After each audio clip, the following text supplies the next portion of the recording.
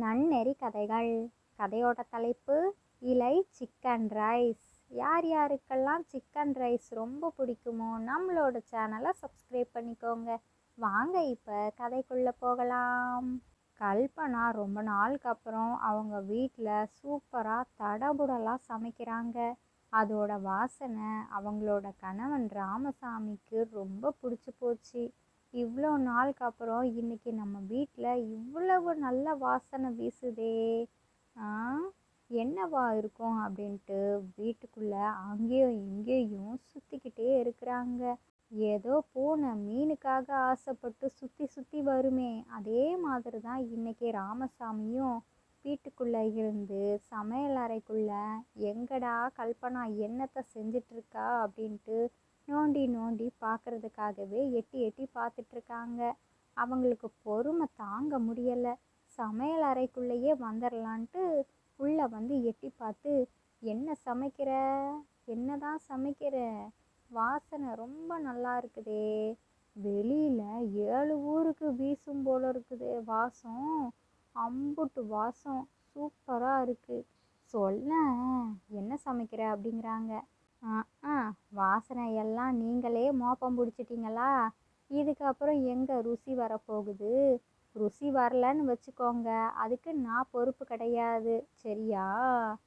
ஏங்க இப்படி பண்ணுறீங்க? நானே என்னைக்காச்சும் ஒரு நாள் தான் இப்போல்லாம் சமைக்கிறேன். நம்மளோட மருமகளே சூப்பராக சமைக்கிறா. என்னை சமைக்க விட மாட்டேங்கிறாளே. இன்னைக்கு அவள் வெளியில் சந்தை வரைக்கும் போயிருக்கிறா. அதுக்குள்ளே நான் சமைச்சு வச்சிடலான்ட்டு ஓடியே வந்திருக்கிறேன். அது உங்களுக்கு பொறுக்கலையா? ஏங்க, என்ன சமைக்கிறேன்னு சொன்னால் அதோட டேஸ்ட்டே இல்லாமல் போயிடும். அதனால் சமைக்கிற வரைக்கும் நீங்கள் இந்த பக்கமே வரக்கூடாது. போய் நம்மளோட பொண்ணு கமலாவை சமையல் அறைக்குள்ளே கொஞ்சம் அனுப்பி விடுங்க. அவளுக்கு சமையலே தெரியாது. இன்னும் கொஞ்ச நாளில் கல்யாணம் பண்ணி கொடுக்கணும்ல. எதுவுமே சமைக்க தெரியலைன்னா எப்படி? கூட மாட எனக்கு ஒத்தாசையாக இருந்தால் நல்லா இருக்கும். அவளை கொஞ்சம் அனுப்பி விடுங்க அப்படிங்கிறாங்க. என்னது, கமலாவை சமையல் அறைக்குள்ளே அனுப்பி விடணுமா? அப்படின்னா நான் இன்னைக்கு சாப்பிடவே இல்லை. ஹோட்டல்லையே எங்கேயாச்சும் சாப்பிட்டுக்கிறேன். வேண்டாம் வேண்டாம், எனக்கு சாப்பாடே வேண்டாம். நான் உன் கையால் சாப்பிடணுன்னு நினச்சா நீ கமலாவையும் சேர்த்து சமைக்க சொல்லலான்னு பார்க்குறியே.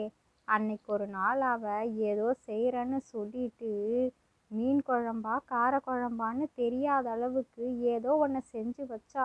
அதை சாப்பிட்டதுலேருந்து நான் கமலா கைப்பக்குவத்தில் எதையுமே சாப்பிடக்கூடாதுன்னு முடிவு பண்ணிட்டேன் அப்படின்ட்டு கிண்டல் பண்ணிகிட்ருக்குறாங்க. அதை எல்லாத்தையும் அவங்களோட பொண்ணு கமலா சமையலறை வாசலில் நின்று பார்த்துட்டே இருக்கிறாங்க.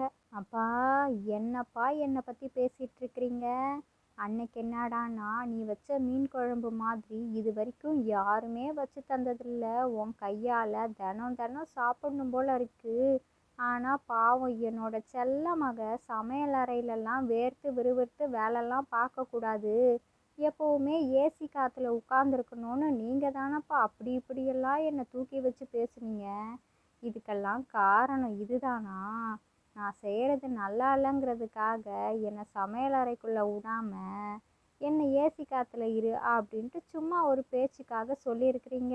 எனக்கு ஏசியே பிடிக்காது. ஏசி காற்றுல கால் நீட்டி உட்காந்து காற்று வாங்குகிற அளவுக்கா நான் இருக்கிறேன்? முடியாது முடியாது. அம்மா, எனக்கும் சமைக்க கற்றுக் கொடுங்கம்மா. அப்பா இப்படிலாம் பேசுகிறாங்கல்ல. நான் சூப்பராக சமைக்க கற்றுக்கணும். அப்போ தான் அவங்களுக்கு நான் யாருன்னு தெரியும். அன்னைக்கு என்னை அப்படி பேசுனாங்கம்மா, இன்னைக்கு உங்ககிட்ட இப்படி பேசுகிறாங்க. சே, நான் இதுக்காகவே ரொம்ப நல்லா சமைக்க கற்றுக்கணுமா அப்படின்ட்டு அவங்க அம்மா கிட்ட சொல்கிறா. கல்பனாவுக்கு சிரிப்பு அடக்க முடியல. சிரிப்பாக சிரிச்சிட்டே இருக்கிறாங்க. அம்மா அம்மா, என்னம்மா நீங்கள் இப்படி சிரிக்கிறீங்களே? நான் ஒழுங்காக சமைக்க மாட்டேன்னா நீங்களும் நினைக்கிறீங்க? இன்னைக்கு ஒரு நாள் மட்டும் என்னை சமையல் அறைக்குள்ளே விட்டு தான் பாருங்களேம்மா. நான் உண்மையாலுமே நல்லா சமைப்பேன் அப்படின்ட்டு திரும்ப திரும்ப சொல்லிகிட்டே இருக்கிறா. வேண்டாம் வேண்டாம், உன்னோட அப்பா சொன்னதே போதும். இன்னொரு நாளைக்கு வேணா நீ சமை. நான் வெளியூருக்கு போவேன்ல, அப்போ நீ சமைச்சு வை. நீங்கள் எல்லாரும் சாப்பிடுங்க. நான் நைஸாக எஸ்கேப் ஆகிடுவேன். ஹோட்டலில் ஏதாச்சும் வாங்கி சாப்பிட்டுட்டு வீட்டுக்கும் பார்சல் வாங்கிட்டு வந்துடுவேன் அப்படிங்கிறாங்க. போங்கம்மா நான் போகிறேன் அப்படின்ட்டு வெளியில் போய் உட்காந்துக்கிட்டா. அதுக்கப்புறம் கல்பனா சூப்பரான மீன் குழம்பையும் தயார் செஞ்சிட்டாங்க. ஆஹா, இந்த மீன் குழம்பு தானா? குழம்பு கிண்டும் பொழுதே பார்த்துட்டேன். இதுக்கு போய் நீ ஓவராக பிஹேவ் பண்ணிக்கிட்டு இருந்தியே. ஆ, மீன் குழம்பு தானே? நான் தான் இப்போ பார்த்துட்டேனே. கொஞ்ச நேரம் வெளியில் உட்காந்து காற்று வாங்கிட்டு இருக்கிறேன். எனக்கு கொஞ்சம் காஃபி ஏதாச்சும் போட்டு கொண்டு வா அப்படிங்கிறாங்க. ஆ, சரி சரி.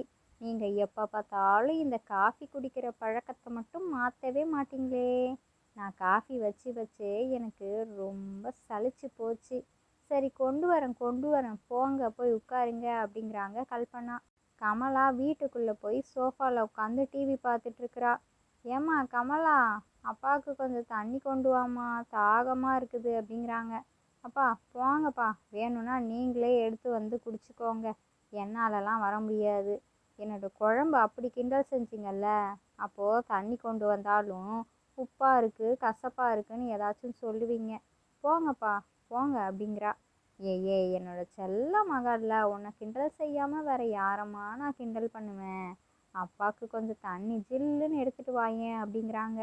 சரி சரி கொண்டு வரேன் அப்படின்ட்டு ஃப்ரிட்ஜுக்குள்ளேருந்து ஒரு வாட்ரு பாட்டிலில் தண்ணி எடுத்துகிட்டு வந்து அவங்க அப்பா கிட்ட தரா. கமலா கமலா, சீக்கிரம் இங்கே வாம்மா, குழம்புல உப்பு காரமெல்லாம் சரியாக இருக்கான்னு வந்து கொஞ்சம் டேஸ்ட் பார்த்து சொல்லு அப்படிங்கிறாங்க. இந்த வரேம்மா அப்படின்ட்டு வேக வேகமாக கமலா உள்ளே போகிறா. சூப்பர்மா சூப்பர், எல்லாமே அவ்வளோ டேஸ்ட்டாக இருக்குது, பர்ஃபெக்டாக இருக்குமா எனக்கு. இன்னைக்கு ஒரு பிடிச்சிட வேண்டியது தான். அம்மா நான் இன்னைக்கு காஃபி போடட்டுமா? எனக்கும் ஆசையாக இருக்குது. ஒரே ஒரு முறை நான் போடட்டுமா அப்படிங்கிறாங்க. போடுமா போடு, உனக்கு சமையலெல்லாம் கற்றுக் கொடுக்கணுன்னு எனக்கு ரொம்ப ஆசை. அதுக்கு தான் நான் அப்பாவையே உன்னை வரவழைக்க சொன்னேன். அதுக்குள்ளேயும் எவ்வளவோ காமெடி நடந்து போச்சு. சரி சரி காஃபி போட்டு அப்பாவுக்கு போய் கொடு அப்படிங்கிறாங்க.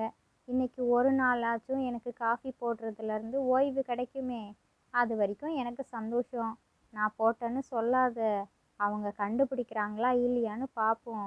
சரி சரி, எனக்கு இடுப்பெல்லாம் வலிக்குது, கொஞ்சம் குறுக்க சாய்க்கிறேன் அப்படின்ட்டு போய் சோஃபாவில் படுத்துக்கிட்டாங்க. கமலா காஃபி போடுறான்னு சொல்லிட்டு காஃபி தூள் எது டீ தூள் எதுன்னே தெரியாமல் மாற்றி மாற்றி தேடி பார்த்துட்ருக்குறாங்க. ஒரு வழியாக காஃபி தூளை கண்டுபிடிச்சிட்டாங்க. சர்க்கரை டப்பா எது உப்பு டப்பா எதுன்னு அம்மா ஏதாச்சும் பேராச்சும் எழுதி வச்சுருக்குறாங்களா? எது அது எங்கெங்கே இருக்குன்னே தெரியல. எவ்வாடியோ நல்ல வேலை சர்க்கரை டப்பாவையும் எடுத்துட்டான்னு சர்க்கரையை எடுத்து போட்டு காஃபியெல்லாம் சூப்பராக வாசமாக போட்டுட்டாங்க. நல்லா ஆற்றி கொண்டு போய், அப்பா இந்தாங்கப்பா காஃபி, அம்மா தான் சீக்கிரமாக கொடுத்துட்டு வர சொன்னாங்க, குடிச்சிட்டு டம்ளரை கொடுங்க அப்படிங்கிறா. ஆ, கொஞ்சம் ஆறட்டும்மா, ரொம்ப சூடாக இருக்கிற மாதிரி இருக்குதே. இன்னைக்கு வாசம் நல்லா இருக்குது. உன்னோட அம்மா கோபப்பட்டாலும் அவளோட கைப்பக்குவமே கைப்பக்குவம்தான், நல்லா மணமாக இருக்குமா. சரி சரி, நான் குடிச்சிட்டு நானே உள்ளே கொண்டு போய் டம்ளரை வச்சிடுறேன், நீ உள்ளே போ அப்படிங்கிறாங்க. சரிப்பா நான் உள்ளே போகிறேன் அப்படின்ட்டு கமலாவும் வீட்டுக்குள்ளே வந்துட்டாங்க. சுஜியும் சந்தைக்கு போய் ஜாமானெல்லாம் வாங்கிட்டு வீட்டுக்கு களைப்பாக வந்திருக்கிறாங்க. வந்ததுமே வாசம், மீன் குழம்பு வாசம் தூக்குது. ஆஹா மாமா, வீட்டில் என்ன சமையல் வேலையெல்லாம் முடிஞ்சிருச்சு போல இருக்குது. அத்தையை நான் எந்த வேலையும் பார்க்க வேண்டான்னு தான் சொல்லிட்டு போனேன், அதுக்குள்ளேயும் வேலையெல்லாம் முடிச்சு வச்சுட்டாங்களா? சரி வாங்க உள்ளே போகலாம், சாப்பிடுவோம் எல்லாரும் அப்படிங்கிறாங்க. அதுக்கப்புறம் எல்லாருமா சேர்ந்து சோறு மீன் குழம்ப வச்சு சூப்பராக சாப்பிட்டு முடிச்சிட்டாங்க. சாப்பிட்டு முடித்ததுமே ராமசாமிக்கு தூக்கம் கண்ணை கெட்ட ஆரம்பிச்சிருச்சு. அவரை அப்படியே பக்கத்தில் பாய விரித்து படுத்து தூங்கிட்டாரு. அத்தை, நம்ம சிக்கன் ரைஸ் கடை போடுவோமா? அது எனக்கு நல்லாவே செய்ய தெரியும். இந்த ஊரில் உள்ளவங்களுக்கும் அது கண்டிப்பாக பிடிக்கும். வியாபாரம் நல்லா இருக்கும் அத்தை. நம்ம வேணும்னா நம்ம வீட்டில் சின்னதாக தள்ளுவண்டி இருக்குல்ல, மாமா முன்னாடி ஐஸ் வியாபாரம் பார்த்தாங்களே, அந்த வண்டி இப்போ சும்மா தானே நிற்கிது, அந்த வண்டியில் சிக்கன் ரைஸ் வியாபாரம் பார்ப்போமா அப்படிங்கிறாங்க. என்னது சிக்கன் ரைஸா? அதான் அன்னைக்கு ஒரு நாள் நம்ம எல்லாருமா சேர்ந்து வெளியூருக்கு போனப்போ வாங்கி சாப்பிட்டோமே சிட்டியில் ஒரு பெரிய ஹோட்டலில், அந்த சாப்பாடா சொல்கிற? அது ரொம்ப ருசியாக இருந்துச்சுமா. இது வரைக்கும் அது மாதிரி வேற எங்கேயுமே நான் சாப்பிட்டது கிடையாது. உனக்கு செய்ய தெரியுமா? ம். அப்படின்னா சூப்பர்மா, நம்ம செய்யலாம். ஆனால் அந்த கடையில் எவ்வளோதான் இருந்தாலும் வாழை இலையில சாப்பிட்ட மாதிரி இல்லவே இல்லை. வெறும் பீங்காந்தட்டில் வச்சு தந்துட்டாங்க. அது ஒன்று தான் குறை. நம்ம அதுக்கும் இடம் கொடுக்கக்கூடாது. வாழை இலையிலேயே வச்சு இலை சிக்கன் ரைஸுன்னு விற்பனை செய்வோம் அப்படிங்கிறாங்க. சூப்பர் அத்தை, சூப்பரு. நீங்கள் சொன்ன யோசனை ரொம்பவே நல்லா இருக்குது. நம்ம அதுக்கான ஏற்பாடுகளை செய்வோமா அப்படிங்கிறாங்க. ஆ, பார்க்கலாமேம்மா. இப்போது சாயங்காலம் தானே ஆகுது. போய் சாமானெல்லாம் வாங்கிட்டு வந்துடுவோம். உனக்கு ஒத்தாசையா நானும் சந்தைக்கு வரனே, 2 பேருமா போய் வாங்கிட்டு வருவோம் அப்படிங்கிறாங்க. உடனே கமலா, என்ன நீங்கள் மட்டும் போகிறீங்களா? அப்போ நானும் வருவேன் அப்படிங்கிறாங்க. ஏய் நீ வீட்டில் இரு. எத்தனை பேர் கடைக்கு சந்தைக்கே போய் உட்காந்துட்டு இருக்கிறது? இரவு சாப்பிட்றதுக்கு சமையல் வேலையெல்லாம் நீ முடிச்சு வை, நாங்கள் போயிட்டு வந்துடுறோம் அப்படிங்கிறாங்க. ஏதோ பண்ணுங்க, ஆனால் சந்தைக்கு போயிட்டு சீக்கிரமாக வந்துடுங்க. நான் எனக்கு தெரிஞ்சதை செஞ்சு வைக்கிறேன். நீங்களா சொல்லியிருக்கிறீங்க. நான் எப்படி சமைப்பேன்னு எனக்கு தெரியல. ஆனால் என்னால் எந்த அளவுக்கு சமைக்க முடியுமோ சமைச்சு வைக்கிறேன். நீங்கள் பார்த்து பத்திரமா போயிட்டு வாங்கன்ட்டு அனுப்பி வைக்கிறாங்க. இருங்க, என்னோடய உண்டியலில் நிறையா காசு இருக்குது, அந்த காசை பயன்படுத்திக்கோங்க அப்படின்ட்டு உண்டியலில் உள்ள காசு எடுத்துகிட்டு வந்து கொடுக்குறாங்க. அதுக்கப்புறம் சுஜியும் கல்பனாவுமா சேர்ந்து சந்தைக்கு போய் நாளைக்கு சிக்கன் ரைஸ் செய்கிறதுக்கான எல்லா ஜாமான்களையும் வாங்கிட்டு வந்துட்டாங்க. நாளைக்கு கடை போடுறதெல்லாம் இருக்கட்டும் சுஜி, இன்னைக்கு கொஞ்சமாக செஞ்சு பார்த்தா தானே நாளைக்கு சுலபமாக இருக்கும். வீட்டுக்கு கொஞ்சம் செய் அப்படிங்கிறாங்க.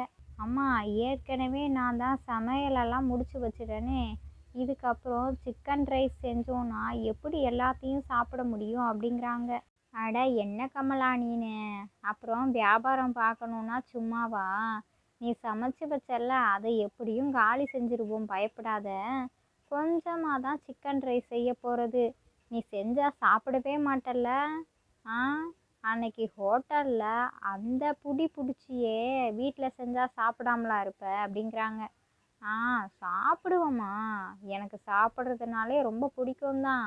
இருந்தாலும் நான் சமைச்சு வச்சுருக்கிறேன், அது வீணாக போயிடுமே அப்படின்றதுனால தாம்மா சொன்னேன் அப்படிங்கிறா. சரி, நான் சீக்கிரமாக போய் சிக்கன் ரைஸோடு வரேன்னு சமையல் அறைக்குள்ளே போயிட்டு சுஜி சூப்பரான சிக்கன் ரைஸை வாசனையாக செஞ்சுருக்குறாங்க. செஞ்சது தான் செஞ்சாங்க. வாழை இலையில் வச்சு சுட சுட கமகமன்னு கொண்டு வந்து வைக்கிறாங்க. எல்லாருக்கும் அந்த சிக்கன் ரைஸை பார்த்தோன்னையும் அவ்வளவு ஆசையாக இருக்குது. முதல்ல எல்லாரும் கொஞ்சம் சாப்பிட்டு பாருங்க, நல்லா இருக்கும். நல்லா இருந்தால் இன்னும் கொஞ்சம் போட்டு எடுத்துகிட்டு வரேன் அப்படிங்கிறாங்க. உடனே எல்லாரும் வேகமாக ஒவ்வொரு கை அள்ளி அள்ளி சாப்பிட்றாங்க. சாப்பாடு தரமாக இருக்குது. சூப்பர் சுஜி, நல்லா இருக்குது. இதையே சாப்பிட்றலாம் போல இருக்குதே, இன்னும் கொஞ்சம் கொண்டு வா அப்படிங்கிறாங்க. நான் சும்மா தான் சொன்னேன், செஞ்சதே இவ்வளவு தான். இரவு நேரம் இதையெல்லாம் நிறையா சாப்பிட முடியாது. பகலில் சாப்பிட்றதுக்கு மட்டும்தான் இதெல்லாம் சரி வரும். சாப்பிட்டீங்கள்ல, இது எல்லாருக்கும் பிடிச்சிருக்குல்ல, நாளைக்கு நிச்சயமாக இதே டேஸ்ட்டில் கொண்டு வந்துட வேண்டியது தான் அப்படிங்கிறாங்க. பிறகு கமலா செஞ்ச ரசம் சோறையும் எல்லாருமா சந்தோஷமாக சாப்பிட்டு முடிச்சுட்டாங்க. இரவு நல்லா தூக்கம். காலையில் விடிஞ்சதும் அன்னைக்கு கடை போடுறதுக்கான வேலைகளை பார்க்க ஆரம்பிச்சிட்டாங்க. அதுலேயும் சுஜிக்கு மட்டும்தான் சிக்கன் ரைஸ் செய்ய தெரியும். அவங்களுக்கு ஒத்தாசையாக கல்பனாவும் போயிட்டு வாழை இலையில வச்சு அதை வர்றவங்களுக்கெல்லாம் பரிமாறுறதும் அவங்கக்கிட்ட இருந்து காசை வாங்குறதும் இவங்களோட வேலை. சுஜியோட கணவன் குகன் வந்துட்டு, எனக்கு சிக்கன் ரைஸ் வேணும், சீக்கிரமாக போட்டு கொடு. நான் வீட்டில் அப்பாவுக்கு தெரியாமல் தான் வந்திருக்கிறேன். கடைக்கு போனேன்னா என்னையும் கூட்டுட்டு போடான்னு சொன்னாங்க. அவங்களுக்கு எதுவும் தெரியாது. சும்மா அவங்க சிக்கன் ரைஸ் சாப்பிடணுன்னு ஆசைப்பட்டுட்டே இருப்பாங்களா, என் கூடவே வந்துடுவாங்கன்ட்டு தான் நான் மட்டும் வந்திருக்கிறேன். சீக்கிரம் போட்டு கொடு சுஜி, பசிக்குது. நேற்று சாப்பிட்டது நாக்கில் டேஸ்ட் அப்படியே ஒட்டிக்குச்சு அப்படிங்கிறாங்க. அட என்னங்க நீங்கள், சரி கொஞ்ச நேரம் இருங்க, உங்களுக்காக நான் இப்போ போட்டு தரேன்ட்டு சிக்கன் ரைஸையும் செஞ்சுட்டாங்க. கல்பனா வாழை இலையில வச்சு, இந்தாடா குகனு, சீக்கிரமாக சாப்பிட்டுட்டு போ, இல்லைனா அவங்க அப்பா பின்னாடியே வந்துடுவாங்க அப்படின்ட்டு புடி புடி வேகமாக சாப்பிடு, அந்த பக்கமாக போய் நின்றுக்கோடா அப்படின்ட்டு அனுப்பி வைக்கிறாங்க. அத்தை அத்தை அப்படின்ட்டு சுஜி சிரிச்சிட்டு இருக்கிறாங்க. குகன் அந்த பக்கமாக போய் சாப்பிட்டுட்டு இருக்கிறாங்க. அவங்களோட மாமனார் ராமசாமி இந்த பக்கமாக வந்துட்டாங்க. அடடா, இப்போதான் மகன் அங்கே போய் சாப்பிட போயிருக்கிறான், பின்னாடியே அப்பாவும் வந்துட்டாரா? ம், சரி சரி, இப்போ பாரு, நடக்கிறத மட்டும் பாரு சுஜி, என்ன கேட்பாங்கன்னு பாரு அப்படிங்கிறாங்க. ஆ, சரியத்தை, எனக்கு சிரிப்பு தாங்க முடியலன்ட்டு சிரிச்சிட்டே இருக்கிறாங்க. என்ன, வியாபாரம்லாம் நல்லா நடக்குது போல இருக்குது. சரி சரி, எனக்கும் பசிக்குது, ஒரு சிக்கன் ரைஸை போட்டு கூட மருமகளே அப்படிங்கிறாங்க. ஆ, சிக்கன் ரைஸா? நேற்று தானே சாப்பிட்டீங்க, இப்போ எதுக்கு வந்து கேட்குறீங்க? அப்படியே ஓரமாக போய் உட்காருங்க. வியாபாரம் நடக்கிற நேரத்தில் நீங்கள் எனக்கு சிக்கன் ரைஸ் வேணும்னு சின்ன பிள்ளை மாதிரி அடம் பிடிச்சி கேட்டுட்ருக்கிறீங்களே, இதெல்லாம் நியாயமாங்க அப்படிங்கிறாங்க கல்பனா. அத்தை அத்தை, மாமா பாவம் தானே அத்தை, அவங்களே பாவம் பசின்னு வந்திருக்கிறாங்க. இருங்க மாமா, கொஞ்ச நேரத்தில் நான் உங்களுக்கு சிக்கன் ரைஸ் போட்டு தரேன் அப்படிங்கிறாங்க. என்ன சுஜி, நான் சொன்னல அதே மாதிரி பத்தியா பத்தியா பத்தியா அப்படிங்கிறாங்க. சிக்கன் ரைஸை செஞ்சு தராங்க. சரி சரி, நீங்கள் இந்த மரத்துக்கு கீழே உட்காந்து சாப்பிடுங்க, அப்போதான் காக்கா நாய் எதுவும் வராது, நிம்மதியாக சாப்பிடலான்ட்டு இவங்கள இந்த பக்கம் அனுப்பி விட்டுட்டாங்க. 2 பேரும் ஒரு வழியாக சாப்பிட்டு முடிச்சுட்டு வீட்டுக்கு போகிறாங்க. எங்கே போயிட்டு வரீங்க 2 பேரும்? இவ்வளோ நேரமும் ஆளையே காணுமே அப்படின்ட்டு கமலா கேட்குறாங்க. அதுவா, நான் இங்கே பக்கத்தில் டீ கடை வரைக்கும் போயிட்டு வந்தோமா அப்படிங்கிறாங்க ராமசாமி. ஆ, ஆமாம் ஆமாம், நானும் டீ கடைக்கு தான் போனேன். அப்பா, எந்த டீ கடைக்குப்பா போனீங்க? உங்களை நான் பார்க்கவே இல்லையே அப்படிங்கிறாங்க. ஆமாடா, நானும் உன்னை பார்க்கவே இல்லையே அப்படிங்கிறாங்க ராமசாமியும். சரி சரி, வாங்க வாங்க, நான் சமையல் வேலையெல்லாம் முடிச்சு வச்சுட்டேன், நீங்கள் 2 பேரும் முதல்ல சாப்பிடுங்க, அதுக்கப்புறமா நாங்கள் 3 பேரும் சாப்பிட்டுக்கிறோம், கடையை முடிச்சுட்டு வந்ததுக்கப்புறமா நாங்கள் பொறுமையாகவே சாப்பிட்றோம் அப்படிங்கிறாங்க. அப்படியா, எனக்கு வயிறு நிறைஞ்ச மாதிரி இருக்குதே, இப்போ வேண்டாம், நேரம் ஆகட்டும் அப்படிங்கிறாங்க ராமசாமி. அதே மாதிரி குகனும், இல்லைல்லம்மா, அண்ணனுக்கு வயிறு ரொம்ப நிறைஞ்சு போயிருக்கு, இப்போ நீனு எனக்கு பிடிச்சதையே தந்தாலும் என்னால் சாப்பிட முடியாது, நீங்கள் எல்லாரும் சாப்பிடுவீங்கள்ல, அப்போ என்னை கூப்பிட, நான் வந்து சாப்பிட்றேன், நான் போய் வேலையை பார்த்துட்ருக்குறேன் அப்படின்ட்டு 2 பேரும் ஒவ்வொரு பக்கம் போய் வேலையை பார்த்துட்ருக்குறாங்க. ஓஹோ, 2 பேருமா வெளியில் போயிட்டு வந்திருக்கிறீங்க, என்கிட்டயே போய் சொல்கிறீங்களா? நீங்கள் சிக்கன் ரைஸ் சாப்பிட தான் போயிட்டு வந்திருப்பீங்கன்னு எனக்கு தோணுது, இருங்க இருங்க கண்டுபிடிக்கிறேன் அப்படின்ட்டு. என்னது, உங்கள் மீசையில் என்னமோ ஒட்டி இருக்குதே அப்படிங்கிறாங்க. ஆ, ஏன் மீசையிலையா? அதுவா, டீ கடையில் எப்படி சிக்கன் வரும்? அப்பா, நீங்கள் டீ கடைக்கு போனோன்னு சொல்கிறீங்களே, உங்களோட மீசையில் சிக்கன் பீஸ் ஒட்டி இருக்குதே, அப்போது நீங்கள் டீ கடைக்கு போகலை தானே அப்படிங்கிறாங்க. ம், இவனுக்கு எப்படி தெரிஞ்சதுன்னு தெரியலையே.